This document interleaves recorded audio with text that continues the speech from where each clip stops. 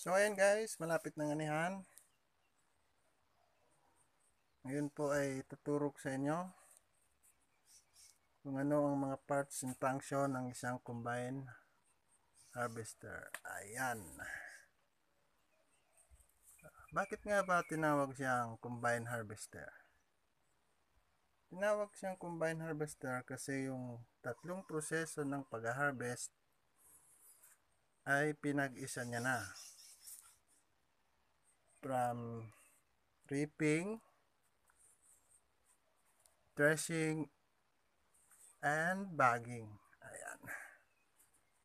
Akit tayo.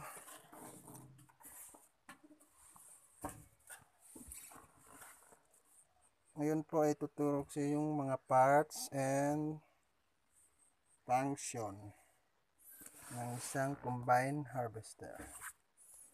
Number 1, ito po yung threshing clutch.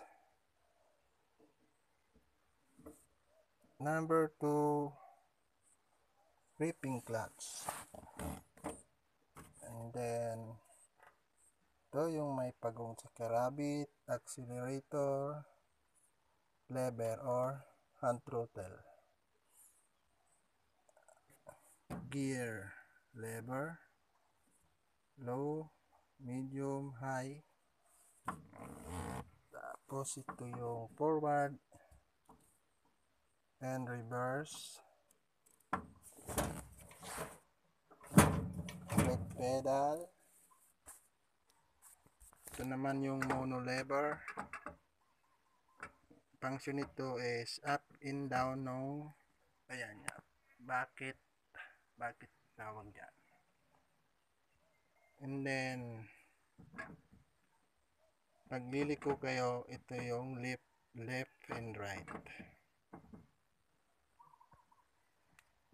Itong maliit naman na to is ladder front.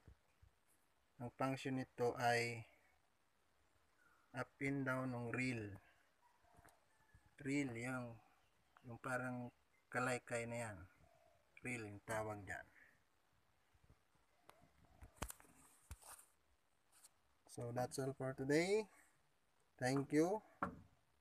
Susunod po ay ituturok sa inyo ang actual operation ng combine harvester.